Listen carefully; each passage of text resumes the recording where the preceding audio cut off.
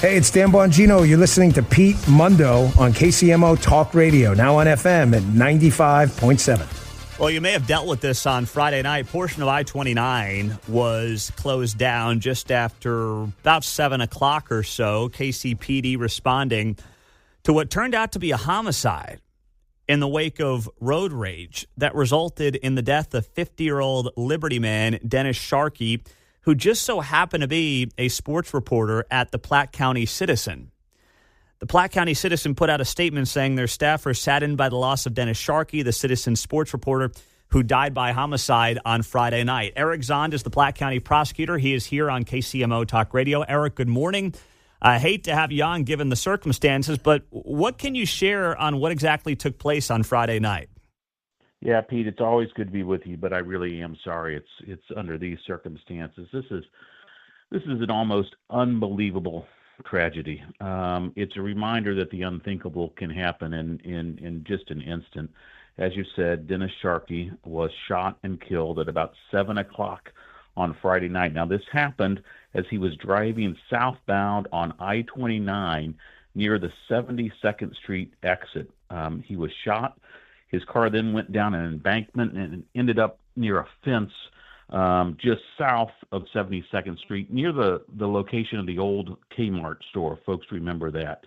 Dennis was transferred to a local hospital where he was pronounced dead.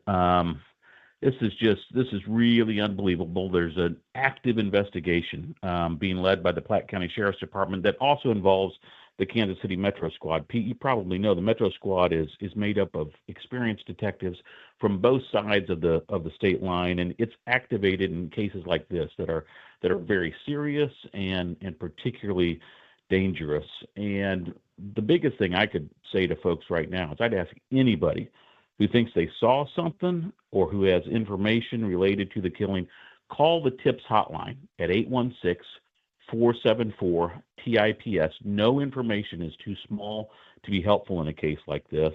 They can remain anonymous if they want, and the right information can lead to a reward of $25,000 if it leads to someone's arrest. So this is being called a road rage situation. I know we probably, obviously, don't have all the answers on what led up to this, but I mean, this is road rage gone horribly wrong. Do you have anything that you can share with us on how road rage got to this level where a man ends up getting killed?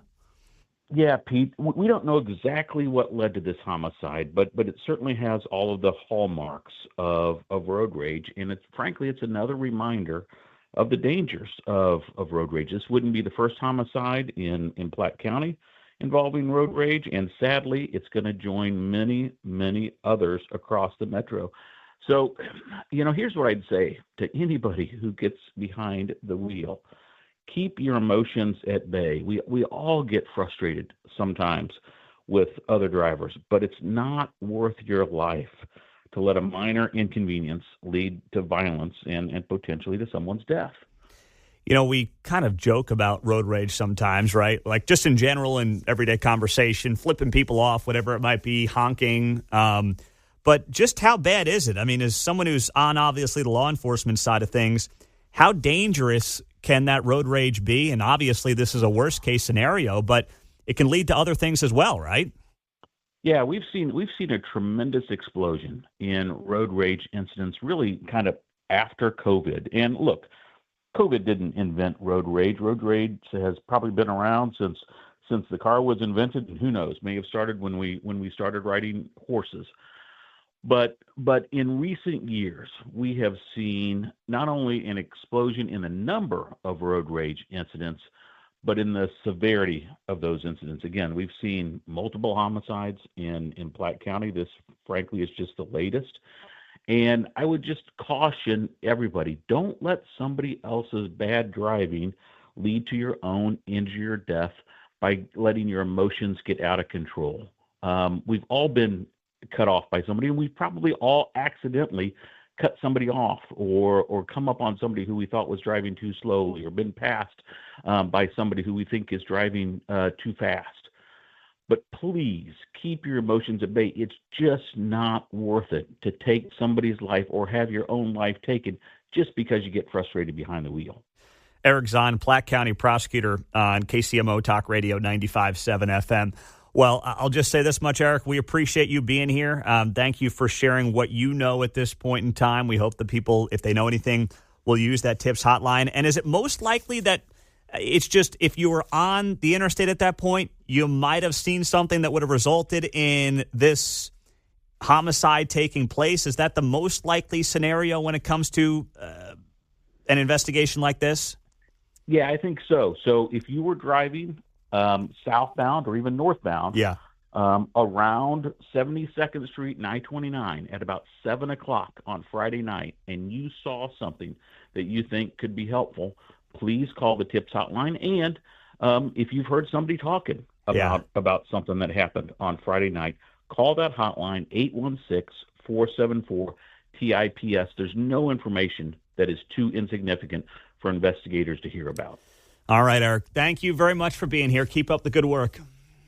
Pete, again, it's always good to be with you. Our clearly, as you know, our hearts go out to Dennis's family and friends who are undoubtedly grieving this really senseless loss. Mm-hmm. Thank you, Eric Zahnd on KCMO. Man, that is just horrible. Once again, it's got the makings of road rage. Not totally certain on what exactly it is right now, but you do have a Dennis Sharkey, sports reporter at the Platte County Citizen, dying on I-29 on Friday night, which shut down a part of the interstate just after 7 o'clock. And, man, I mean, listen, I've given the finger driving. You probably have. It's been a while for me. I don't do it nearly as much as I used to do when I was a younger man, especially driving on the East Coast where everyone's, flipping a finger is like waving. It's kind of just like what you do. And I don't really drive a lot in rush hour around here. And now the other thing for me is once I had 3 kids, suddenly like someone cutting me off doesn't feel like a big deal anymore. It just, your priorities, I guess, change. Maybe once I get older and I'm an empty nester, I'll feel differently. But suddenly I'm like, I just don't care. I just don't care anymore. But you can see where these situations can definitely turn into life and death.